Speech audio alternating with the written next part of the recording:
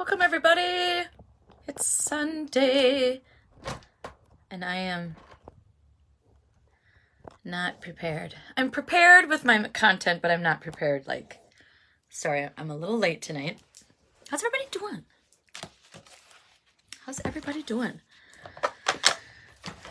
Was it a productive weekend for you guys? I really hate my glasses. Because I hope that everybody got to do at least one of the things that were on their list. I don't really have any updates. I hope you guys were able and chose to go through page 120, like 5. This chapter was lengthy.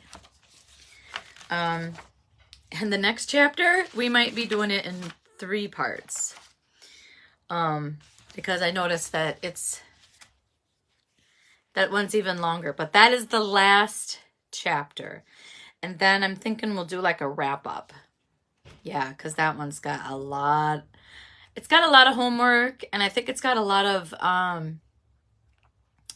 like things that you can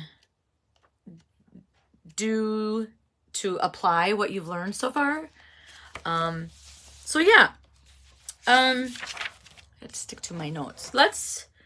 We're gonna pull a card at the end. And there's been like a lot of topics, like a certain topic that's been, coming forward lately. And so I would like to bring that to you tonight, and then we will pull cards. And I haven't pulled cards from this deck in some time, but it's my husband's deck, but we share. And this is the Spirit of the Wheel. Oh, and there is an update. I got me an apparatus.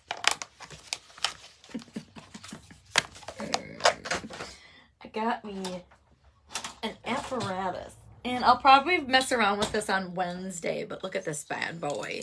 Whoa! Okay, so I found this on the Amazon, and it hooks to this part. This is so off topic, but whatever. This is how it goes, folks. I do not apologize. So you clamp this on your work center, your workstation. And then this, you put your phone in. And then you have this halo light. Whoops.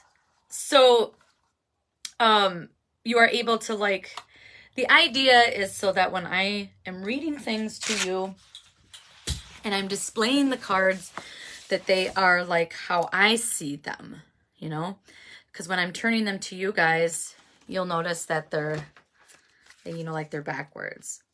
Okay. And I think with better lighting, and that way I can point to things. You won't be seeing me, but I don't know if you guys really care. Because you're here for the content, right? So we will probably be, maybe I'll be a little bit more prepared, and I can introduce that style on Wednesday, because Wednesday is, we just do pull cards. We don't do the workbook. All right, so I'm going to do my best at staying on task. Hopefully no shiny squirrels or anything. If you're watching on Wednesday, there was a frickin' robin that came out of nowhere, and it just bitch slapped this squirrel, and it just took him off his feet. Okay, so we are on chapter 7, which is self-respect. And if you saw the post and you're watching this on replay, you're gonna need a notebook. And I should have actually started doing this in the beginning of the workshop, because there was a lot of people that maybe didn't have the workbook, that they chose not to buy it. And so I should have been saying, hey, this is where you are going to write down this question so that you could follow along with me. So whatever. We're just going to start from here because you can always go back and do replay. Okay, so 126 is, we're still doing chapter 7. We're doing the second part of it, which is self-respect. And the second part of that chapter, of chapter 7, they talk a lot about boundaries. And I think I said that we were going to do like page like 126 and 127. So tonight's content will start at 129 if you have the book. All right. So 126. How can you improve boundaries? Hello, Justin. How can you improve boundaries with others? And I'm just going to go back to page 126 and recap some of the things that they're saying in this book. Boundaries play an essential role in promoting and preserving self-respect. The mere decision to build boundaries is an act of self-love, as choosing to do so honors your worth and dignity. While this is a worthwhile task for people in general, the parameters to protect yourself tend to vary from person to person, situation from situation. As you reflect on your unique boundaries, it is important to devise strategies suited to uphold your needs. And eventually when we get to the end of the chapter, how this is in a nutshell is basically, it was listing the boundaries, there was like 8 different parts of your life, like physical, mental, spiritual, where you might implement a boundary totally different from like a different area in your life. So for instance, we will get there, but for instance, for example, you wouldn't necessarily implement your boundaries in sexuality with your partner or your spouse or ever sexual domination that you prefer to seek out. You might not implement those types of boundaries, say with like a work boundary, or boundaries with your family or boundaries with your kids. So this chapter, the second part of chapter 7, goes really into detail, and it's probably the second most important chapter, I think, so far in the book.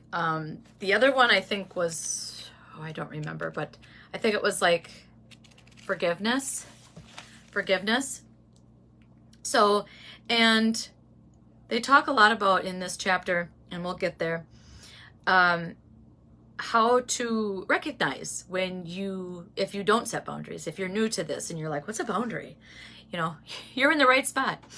How to become self-aware, how to pay attention to certain things you experience in your body or within your emotions that really kind of go, I don't feel so good when this person's around me, and I don't feel so good when maybe I'm told this by this person, or maybe it's something that is a boundary or something is said and you've been noticing that it's been said to you by numerous different people.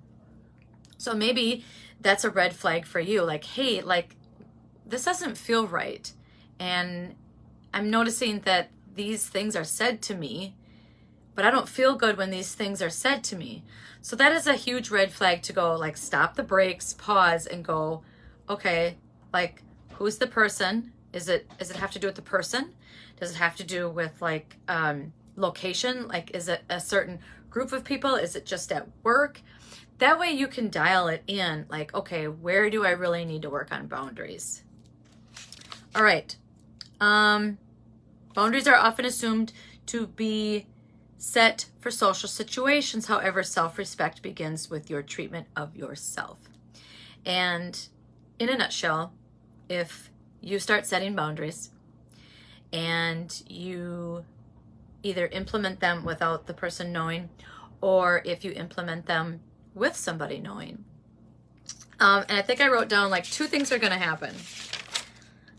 2 things are going to happen when you are honest with people with your boundaries. And you can always do it with tact and kindness. So I changed it to, instead of killing them with kindness, and instead of like telling somebody like your boundaries, I changed it to encourage with kindness, because that's what you're doing. You're encouraging this person with kindness in your voice and kindness in your words and kindness in your mannerisms.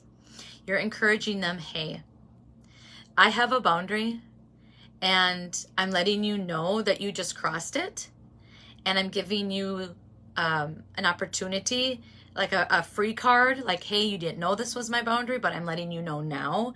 So as a friend, and if it's like, whatever, as a friend, if when we come in contact with each other, you hope that that person would take the hint and respect you, your wishes and your boundaries the next time. So there's 2 things when that happens. Number 1, those people will either be intimidated, take it personally, and those people will probably scurry because they're intimidated that you are exuding self-confidence, and they're going to take it as you are being bitchy. That's why the tone and the words, the appropriate words, and the mannerisms, like mannerisms are like how you stand with your body, and no finger shaking, no eye rolling, no like hands on hips, no like not looking at them, because a lot of people, they will project sarcasm. We might be getting off topic here, but it's just what's coming forward, folks. A lot of people, they'll like when they want to say something, and because maybe their boundaries were crossed, and they want to like let that person know, but they're kind of pissed, and maybe they don't really like that person, so they want to be like sarcastic. They'll kind of stand behind them and put their hand on their shoulder, or like whisper or say something to their ear, to the side of the body, instead of actually looking at them. All right, so that's what I mean by mannerisms. And be tactful, use your words, maybe just less words is less words is okay. And, be tactful, careful with your tone of your voice, just encourage with kindness. Tell them your boundaries as if you were giving them a compliment. You try to prep your body and your voice and your words as if you were giving them a compliment. The second part, there's or they will do that. Otherwise, or they will honor your honesty because they too will be reminded of their boundaries, and it's just a little tune-up, so to speak. So either they will be intimidated and they will scurry, and they will, have like, they'll be offended, or they will totally get it and they will appreciate that you let them know, because true people that are honest with themselves, they encourage their people that they're engaged with in their lives to be honest with them. This is something that I am promoting in my life. I am, I really, really try to be 100% honest with the people that mean the most in my life. And if you don't get 100% honest from me and you get 95, well, hey, you're lucky you got 95. But I do try to promote honesty with everybody, because it's part of, as a human being, we deserve to be respected, and honesty is respect to you, and honesty to yourself is respect to yourself. All right. So I'm going to turn the page now to 128. Oh, okay. So here's the homework. So if you have a notebook and a pen, or you just want to, like say it out loud, you can comment it here if you'd like. But it's helpful. It will benefit you more if you have a pen and paper and you can write it down. So the question is, how can you improve your boundaries with others. Okay? And think about that for a little bit and then write it down. And I'm just going to give you a little hint or a little like, kind of like, you know, get your brain stimulated. I wrote down what your boundaries are. So how can you improve them? Well, you need to be self-aware that a boundary is actually not being met or being crossed. Or maybe, you know, I think this goes with both ways, how to implement it, giving it and receiving it. So pay attention, be self-aware, and ask yourself, what is the boundary that's being crossed here? And allow the boundary. Allow yourself to be self-aware. You know, that's part of the whole self-love thing, is really allowing yourself to practice these things. Allowing yourself to believe that you are worth self-love. And then you implement them. So when you can implement the boundaries, that's working on improving the boundaries. It goes hand in hand. And then I wrote down encourage with kindness. So that's what we talked about. Encourage with kindness. That is telling somebody with no tone, with tact, without sarcasm, and without offensive or offensive mannerisms. And look them in the eye. Don't be walking away and snarking something underneath your breath. That is not a healthy, positive way of getting your boundary across. That is like a country music fan, in my opinion. Okay? And I used to do that. So, yeah, I found out, you know, the hard way that I was doing that. I'm like, wow, that's not right.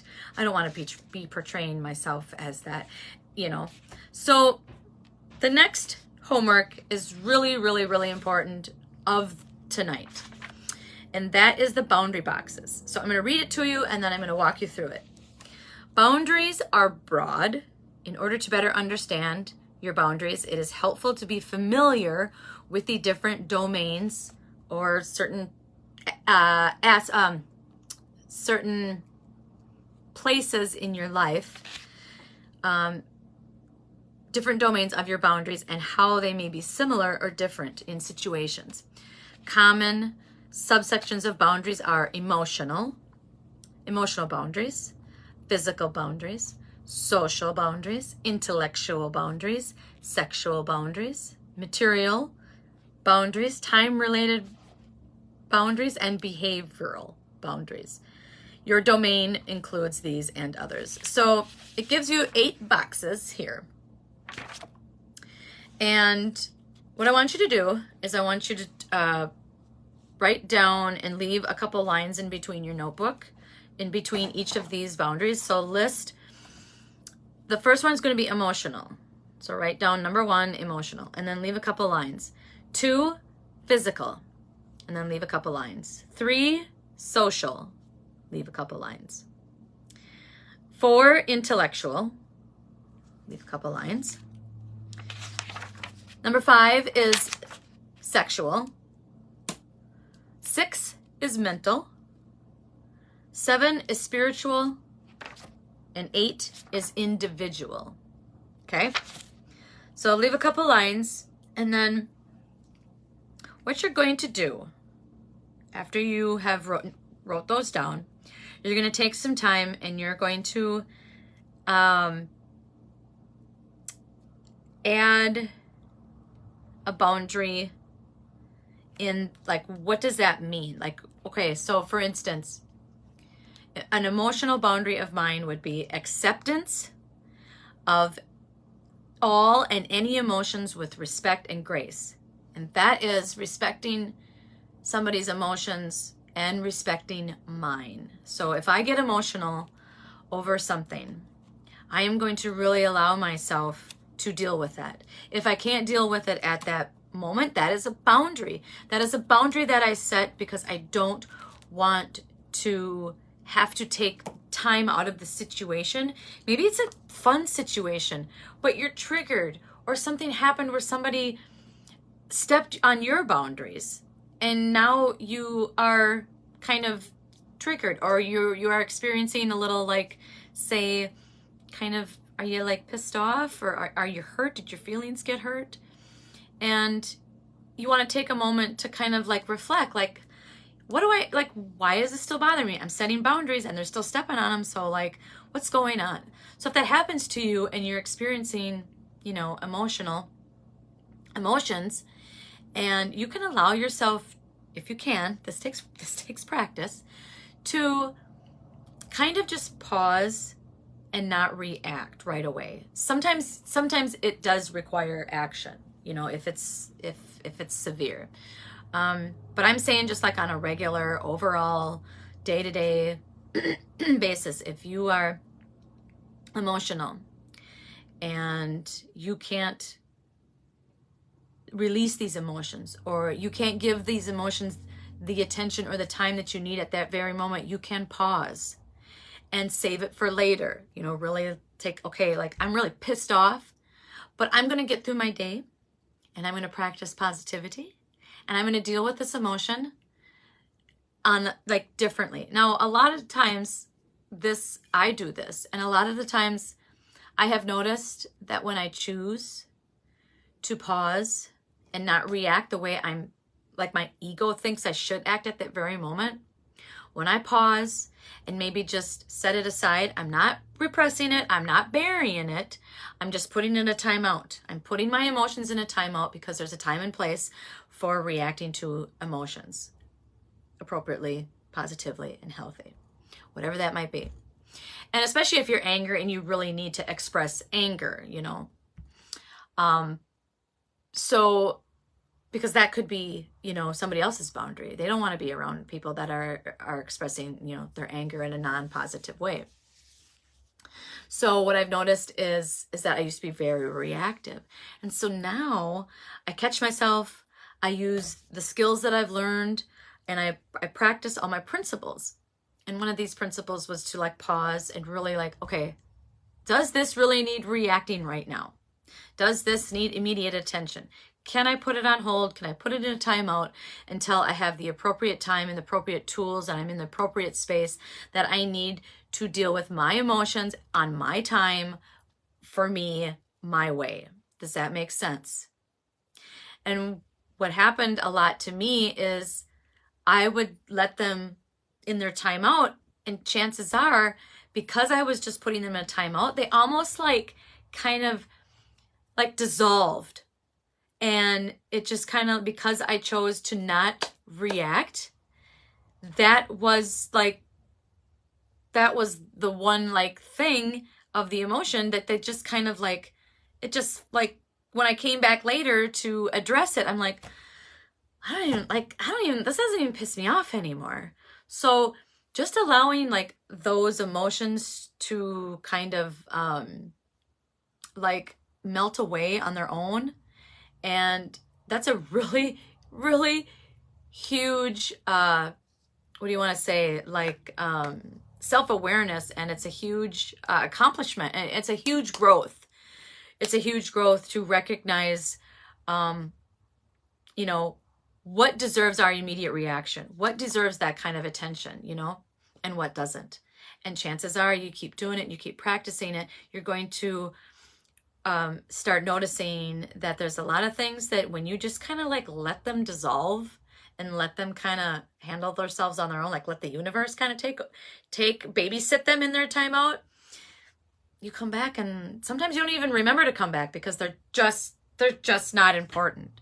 So that is a huge, huge, huge principle and concept that I've been practicing. Okay, so you list the boundaries. Okay, so that was for emotional. Really got into detail of that. And I'll go into, like, so, like, physical would be, my boundary is when I need physical attention. You might have to ask for a hug, or you might have to Depending on the person, you know, like your spouse, of course, you should be able to accept a hug and accept a hug when you're asked for a hug. But I know there's a lot of spouses that they're just not touchy people. I am a touchy person. And I never got like that physical attention as a kid. So now I crave it. And my husband knows that. And so he knows that that's a priority of mine, and he knows that that's a need. So he is respecting that. But we also have boundaries. You know, you just can't be smothering me with hugs and kisses constantly, you know. Personal space is a good one that you can use, you know, in public. Really like allow yourself, because you don't know, and especially when you're spiritual, you do not want to like get too close to energies that are just, you could absorb. All right. And then physical is sleep. How are you like putting a boundary on your sleep? Where you sleep, when you sleep, how you sleep? Like a boundary for me for sleep is I have the same time, sleep time pretty much every night. And I try not to, I notice that alcohol, you know, really kind of compromises my sleeping, and nutrition as well. So that would be physical. Social would be listening more, no sarcasm, no rolling of the eyes, tactful, yet not judgy. And I wrote down tactful, calling out the bullshit both ways, give it, take it. But, you know, without sarcasm, encourage with kindness.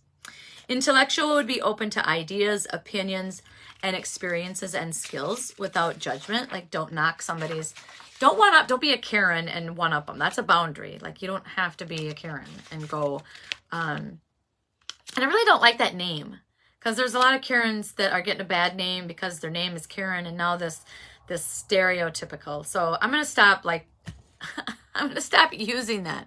So, you know, just don't be a one-upper. There you go. Don't be a one-upper. Now, sexual boundaries. This is really interesting because I had to think about this one. I'm like, what are my sexual boundaries? You know, I mean, married. I mean, so like it's give and take, you know. I mean, I'm allowing my husband to be intimate with me, and, you know, we're married over 20 years. So we both kind of know what is allowed and what's not. And that's where communication comes from, because, you know, if you want to spice it up, you kind of got to talk to your spouse and say, hey, you know, are you okay with this? If we do this, or we do more, we do less, or hey, you know what I mean? So that's where huge communication comes in with these sexual boundaries. So this one actually made me think a little bit. And I guess like a boundary for me would be keeping porn to a minimum, you know? Let's not be like, you know, we're on it like an hour or 2 hours and every day, you know. I realize we're all human, and it is out there, but let's keep it appropriate, I guess. And that's just I guess that's a personal preference. If you are if you're accepting that from your spouse, to be able to, you know, to look at that as like entertainment purposes, but let's keep it safe. Let's keep it not, you know, weird and creepy and illegal, you know. Let's keep it as safe and healthy as you can possibly. But it was one of the things that I know that there's people that marriages that struggle with that, you know. Reciprocating pleasure, you know, that was a good one. Like, you know, I'm willing to do this for me if you do this for me, you know. And that's where communication comes in. That's where the boundaries are clearly stated, and that's where they should be met. And then just be open-minded and open communication. It's huge, huge, huge, huge, huge. If you can't talk to your husband in the bedroom or talk to your wife in the bedroom, you know, what can you talk about? Because there's a lot of things in the bedroom that are, you know, taboo and uncomfortable. And it's like, oh, wow, we want to like express what we want there. Yeah. So if you can't talk to your spouse about things, about boundaries in the bedroom, you know, you might have other things that need working on before you can start setting boundaries in the bedroom. So mental boundaries would be self-awareness, really being aware of your behavior, really being aware of of your, for instance, anxiety or depression, and really practicing your self-care. That would be like a mental boundary, and giving your brain time to rest and relax and recoup. Now, I wrote down self-awareness and take my pill, take my medication. That is boundaries for me. It's a personal boundary. And have grace. Have grace, because this was interesting. I went for a walk last night, and I should have recorded, because I call them walks. I call them walking with wisdom. And I hadn't had one of these walks with wisdom. I do walk, a lot, a couple times a week. And I try to go like on, during the week, I try to at least get out there and walk. I have a path that I go on and come back. And so it's like 40 minutes. And so last night, oh, I'm getting hot, folks. Last night, I had a question in mind. And it also stimulates, because I'll like start walking. I'll be like, okay, like, what do you want to talk about? And literally, I like talk out loud to myself. People probably are driving down the road and going, oh my God, that lady is always talking to herself. Because I don't have headphones on or anything, But last night I should have recorded it, because it was really interesting, the topic that I was talking to myself about. And it was basically about, did I just lose it? It was basically, what was I talking about, folks? Oh, having grace. So it was basically like, say you're going through some shit. Like, you're going through some hard shit, and just like anything, grief, loss, sadness, or, whatever, some kind of difficult situation. And you come across, and so you're recognizing the way you feel. You might be tired. You might be sad. Your thoughts might not be in the right place. Everything might be not running optimal, because you're trying to navigate through this situation. And let's say you come across somebody that you're like, are you fucking kidding me today? I don't need this today. And, take it before you react. Take a step back and really ask yourself, what if this person, by chance, is dealing with the same thing that I'm dealing with? And now you're recognizing, whoa, like, I know exactly what she's going through or he's going through, because I'm feeling it right now. So what if that person that is making your day not so much better, or they said something, or they're not being patient, or for whatever reason, usually I'm like thinking strangers here, or, people that we're not, we don't know what their deal is. And what if we don't know what they're going through? But what if they're going through the same thing that you are, and they're experiencing the same emotions that you are? So now you're like, whoa, like, girl, I totally get what you're going through. If they told you, like, hey, this is what I'm going through. A friend of mine just died in a car crash and I lost her. I'm just throwing some examples out. And you're like, oh, I know exactly what you're talking about, because, like, I just went through I just lost somebody in my life, that died. So give people a little grace for their behaviors, and try not to be judgy and reactive, because they might be going through the same thing that you are. And would you want to, the point I'm trying to make is, would you want to be treated that way if you were going through a bad day? Would you want somebody to be rude to you, and to call you names, and to be impatient with you, and not give you, the respect that you needed? And even though you don't need to know their problem, because, you know, you just don't know what they're going through, but that person might be going exactly through the same thing that you're going through. And would you want to be treated that way? No. So I wrote down have grace for mental. Spiritual, honor your abilities.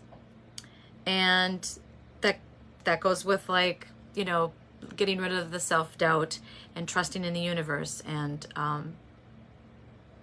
you know, just admitting that you have the ability and that you would like to explore with that and you would like to expand on that if you do. Encourage others to honor their abilities and protect your energy. We talked about that in the social part. Protecting your energy. Do whatever you have to do. Bring in your meet your spirit guides. And you don't even have to meet them, because we all have spirit guides, so you can even ask for them.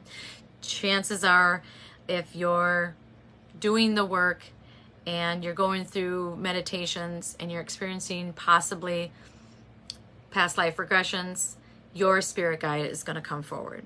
It's in my experience, in my opinion, chances are your spirit guide is going to come forward and it's going to want to know you and want to be introduced to you.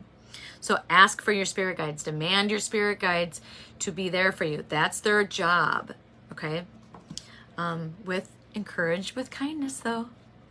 Gut instinct is trump. Gut instinct, you know, try to use that when you're not quite sure of which way to go. Like, really ask your gut, like, oh, how am I feeling with this, you know?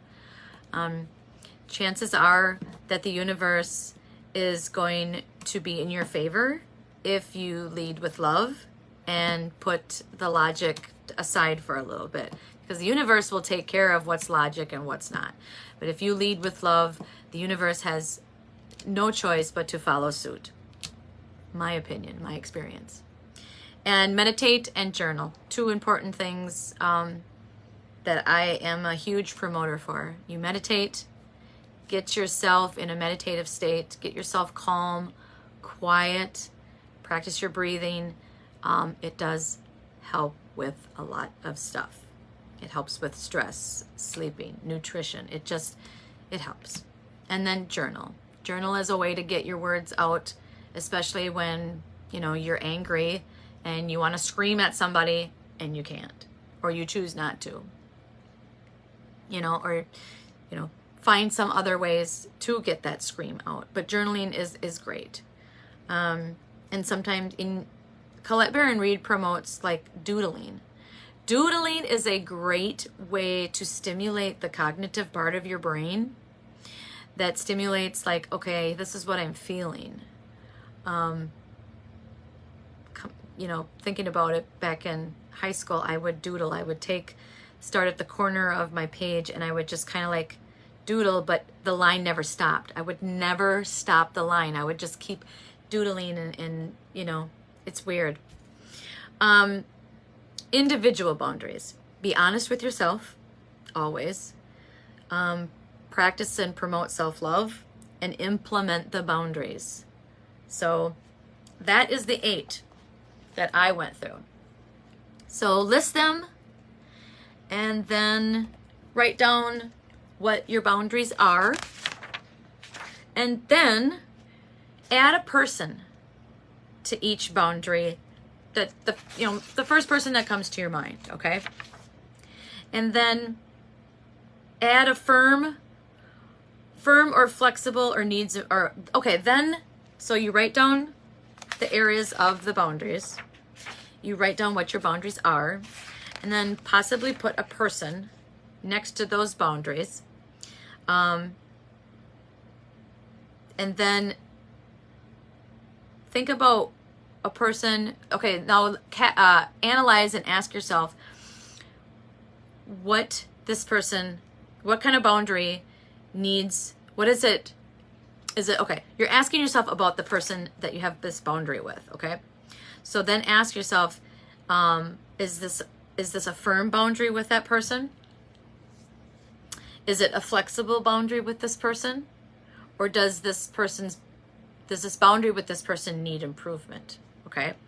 So you're just writing down a person, and then as you kind of go through this, you'll probably be like, oh, well, I really want to write this person down because that one needs improvement. And then the last one is if it needs improvement or it's too firm, because you kind of want to be like, maybe it does, maybe the one boundary that you have is a little too firm, is a little too strong, and you might need to be a little more flexible so that, this doesn't bother you as much. And then really think of a solution for the improvement, and a lot of times, sometimes if we are true to ourselves and we're like, no, this is my boundary. I cannot be flexible with this. I cannot give in to this boundary. I have tried. This person doesn't get my boundaries and they just don't respect me. And so by not respecting me, they don't respect themselves. I'm just really struggling. And this person is getting to the point where, for lack of better words, they really don't deserve your energy. Sometimes you got to cut them loose. Sometimes you got to cut the cord and eliminate that relationship. And that's okay. It happens. They were in your life for a reason, and now there is no more reason for them in your life, okay? They were in your life for a reason until they're not, okay? All right, so that is the real crucial assignment that I want you guys to take away. So if you want to stop watching, I hope you don't, but that is like the crucial homework, okay?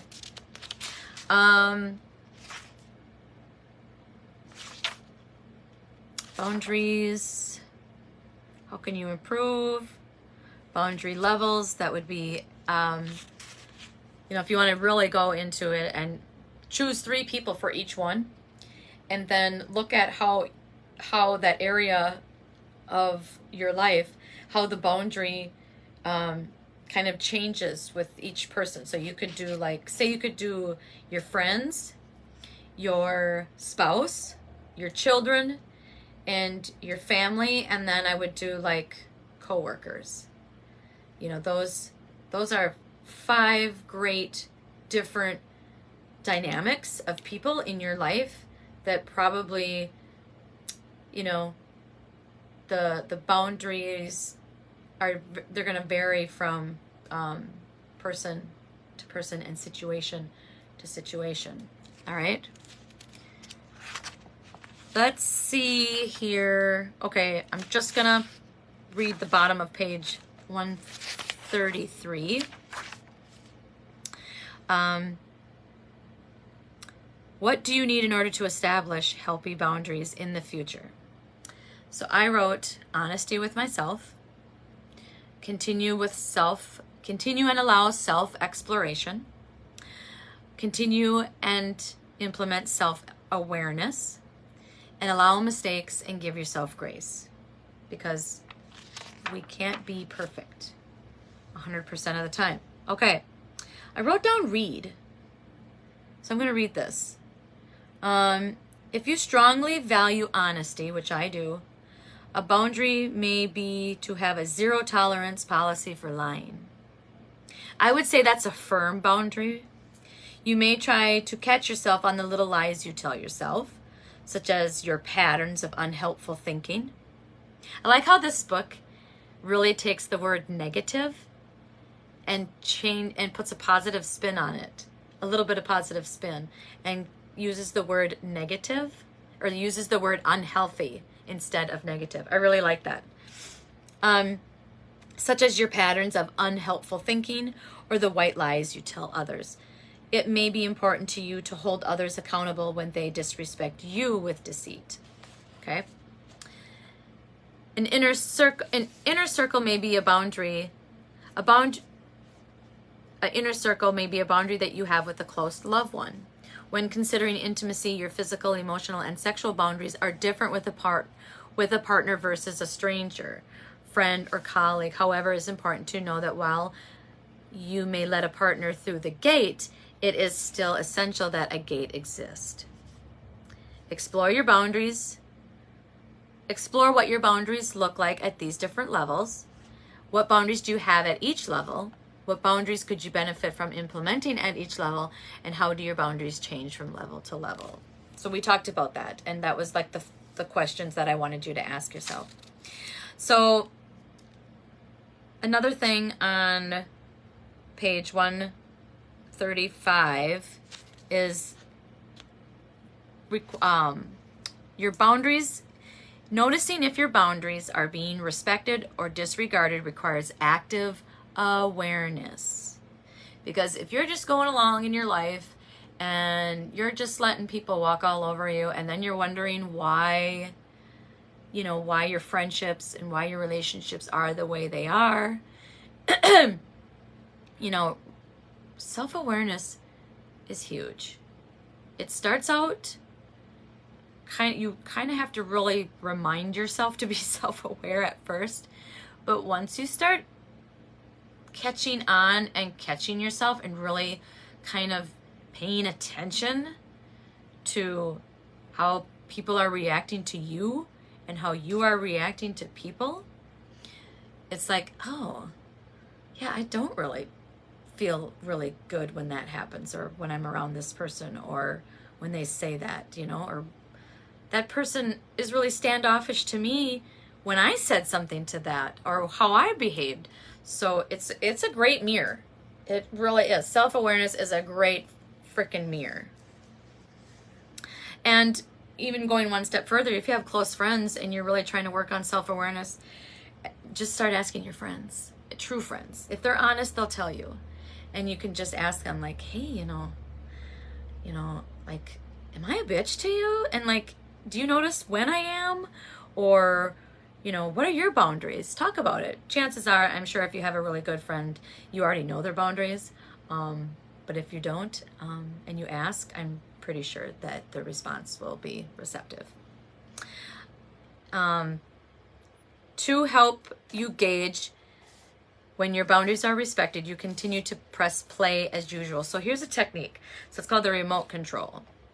So at other times, you may need to rewind in order to reflect and review the situation. This is what I talked about, the pausing and putting your emotions on timeout. So noticing if your boundaries are being respected or disregarded requires active awareness. To help you gauge when your boundaries are respected, you can continue to press play as usual. Sometimes you need a brief moment to pause. The pause button. At other times, you may need to rewind in order to reflect and review, and there may also be times in which you need to stop altogether in order to remove yourself from the situation.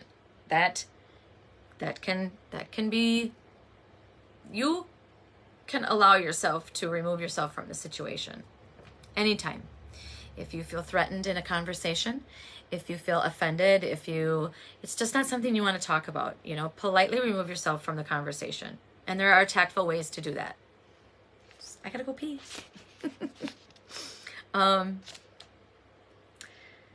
Taking the time to pause or stop is an act of self-love. Advocating for a moment to reassess, reconnect with your core values, and proceed accordingly shows a strong sense of self-respect. Having a plan to help you pause or stop when needed is a proactive way to stand up for who you are and what you believe in. And we talked a lot about that in the beginning. I have on page 136, allow viewers to answer questions. Okay, so I have a couple questions that I'm going to ask you, and I would like you to take some time in your notebook to answer them. So the first question is, let's see, what do you need when you're in a situation in which you need to pause? I wrote down, ask yourself to choose. Really ask yourself to choose what you need. Tell yourself that you're worthy at that moment to choose. That's my question. That's my advice to help you answer that question. What do you need when you're in a situation in which you need to stop? And I also said, ask yourself, then choose. Really pause. What do I need right now?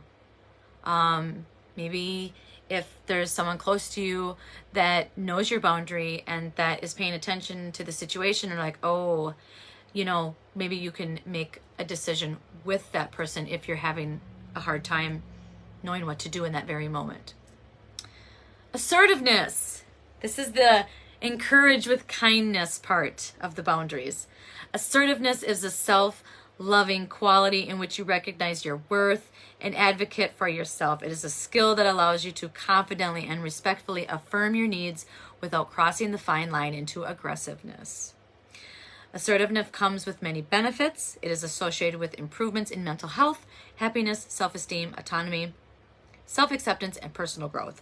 The benefits of assertiveness are not limited to you, as assertiveness is not selfish. When you are assertive, the individuals you interact with are also fortunate to experience respectful and cooperative communication. I have been practicing assertiveness, and I didn't even know that I was practicing assertiveness, because that's not what I call it. I call it choosing to be less reactive in situations where I want to react. And ego is very protective of me. So I have learned ways to nurture her a little bit better. Encourage with kindness. Give an example of a time that you needed to practice assertiveness. Encourage with kindness. I wrote down losing patience with my spouse. What qualities do you have that help you to be assertive? I have learned that consistent desire for my self-discovery helps. I'm constantly working on improving myself, learning what I like, learning what I don't like, learning what others like about me and don't like about me, if it goes that deep, if I am able to. And self-improvement, and learning to be quiet and patient. That was the card a lot. I got the slow and steady and pause and be quiet and calm cards when I first started pulling cards for myself. Another question on page 137 if you have the book. What opportunities for growth do you have in terms of your assertiveness? I wrote down to be patient, to be kind, to be compassionate, to be a better listener, and less judgy. The next, I'm running out of time here. So there's a lot that I want to get done with self-respect, but I think I want to pull cards. So I think I'm going to stop there, and we will continue, because this next part that I want to go to is, there's a lot that I want to read from the book and that I want to talk about.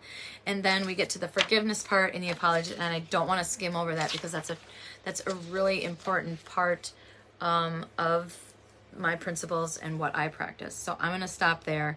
And if you have the book, go to the end of page 137. So we will start 138 next Sunday, okay? But I want to pull some cards. This book is amazing, you guys. It's very detailed. I recommend, if you and your spouse, or you have a special friend, that you're working, that you maybe are doing you want to do something together, like a girlfriend, or do it with your spouse or your significant other, or do it with a family member, that whatever. Find someone to do the book with. It helps. That way you can kind of toss around ideas. It's a really good book. It is a really good book. If you've never really chose to do self-discovery before, I recommend this book.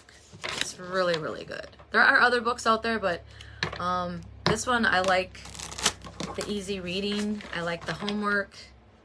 And,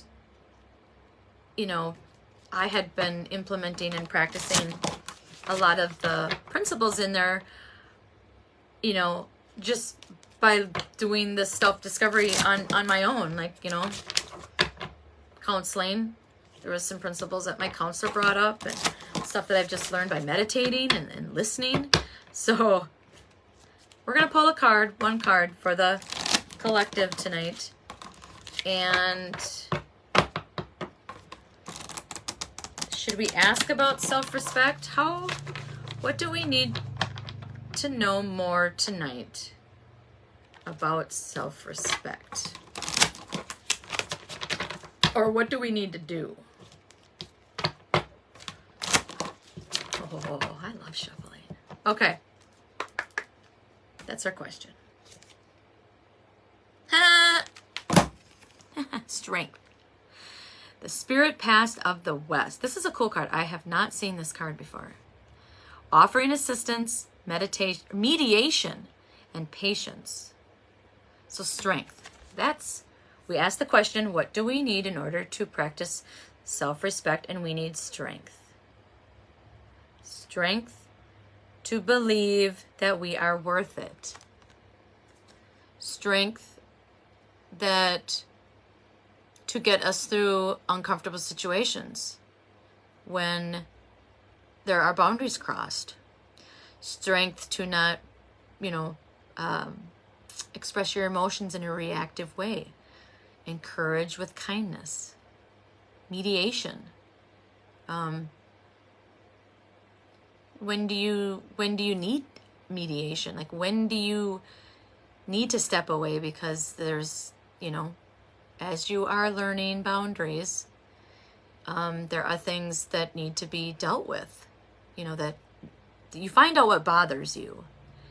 And when you find out what bothers you, and you want to improve the quality of your life and your happiness, chances are you're going to want to go a little bit deeper and find out where these, insecurities or what we don't like come from.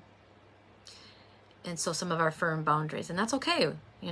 Once we find out where they're from, we can tailor them like, oh, well, that's why I have this boundary, or that's why I don't have this boundary, So going backwards and looking back into the past is good as reflection. It's good to learn what the lesson is, and then you don't need to be in the past. So the past is just for like school to find out a lesson that you need to learn. Look at it for reflection purposes only.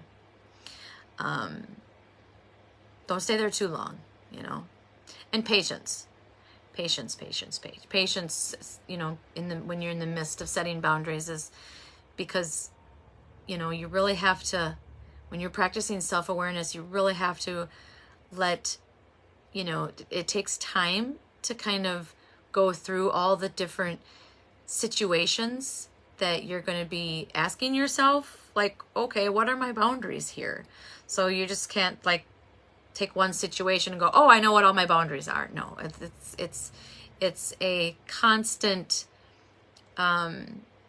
just paying attention and asking yourself, like, oh, how does this feel in my body? How does this situation feel in my body? Because chances are your body's going to tell you. You're going to have pain, or I feel it in my gut. I feel it in my solar plexus. I get nauseous or anxiety. Some people get sweaty. Some people, they'll get crampy, like their neck will tense up, or they'll get a headache, or their lower back will start to hurt, or their knees will start to hurt. All right, so that's the card. We asked the question, what do we need today as a collective to practice better self-respect? A situation has presented itself that requires you to step forward and share your strengths with others. This position may frighten you, but it is time for your strengths to be used for the higher good. You are a natural mediator and very good at encouraging others to do well. Using your strength requires compassion towards others and a non-judgmental attitude. We talked about that. Encourage with kindness. Be patient with what is unfolding in your own life. Strength requires perseverance, courage, and productivity blended with a faith in yourself and in the Great Spirit's divine plan. accept the responsibilities coming your way by drawing upon your inner reserve of strength. The strength card is never given lightly and often comes after you have just completed a test from Spirit. You have proven your worth on some level, or Spirit would not be calling upon you now. The prayer. I am humbly aware, Great Spirit, that my greatest strength comes from my connection to you. I am willing to teach this to others. I like that. Is that the last card? That is the last card in the book. That is so cool. I love that. Well, thanks for watching, folks. I hope that these lives are bringing at least one small bit of wisdom, of clarity, you know, and getting you off of your phone, you know, and you know, if you're not shopping or watching TikTok videos. Hello, Angie. Oh, I almost forgot. Thanks you, Angie. You reminded me just by you coming on. So, tomorrow is the last day of July, and if you're watching this now or on replay, you have till tomorrow, or whenever. I think I'm actually going to extend it to Wednesday. So if you are watching this, you have until Wednesday, because Wednesday we will draw for the discounted services that my husband and I provide. So the word is is boundaries. So the word is boundaries. So if you're watching this now, comment in the comments boundaries, and your name will go into the drawing for a discounted services. I do oracle card readings, and my husband and I do Reiki sessions, and he also does a shamanistic journey style of I guess Reiki healing guidance. Yay! All right, Angie, I got your name in here twice because you commented on another live. So thank you for tuning in. Go ahead and replay. There's a lot of information with this. We did not finish. I thought I would, but you know how Spirit goes, and you know how I go. So we will finish. We will finish the last part of the boundaries part of chapter 7, which is self-respect. And then the last chapter will probably end up going into 4 or 5 weeks because there's a lot, and I want to like really give you guys homework and really allow you to start applying the things that we've learned into your daily life, because that's what this is all about. Learning, applying, growing, changing, repeat. All right. So thank you all for watching. Wednesday night, there's a full moon coming, folks.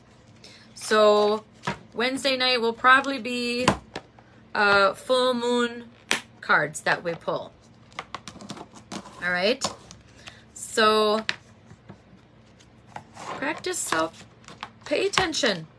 Ask yourself, what are your boundaries this week? If you haven't done the homework yet, and if you haven't done any of the homework thus far, start asking yourself what your boundaries are. And if you already have boundaries, maybe you just need a little tune-up, and maybe you need to, you know, just freshen them up and analyze and just like reevaluate, you know. Give yourself a little review, because maybe there are boundaries that, you know, you don't need them as firm, and maybe there's boundaries that need to be, you know, firmed up. So, all right, thank you all. Please comment on here when you watch it on replay, boundaries, and you'll get your name put in for a discounted service from our business, Third Crow Energies. All right. Have a good week, everybody. Thanks for watching. Tune in Wednesday.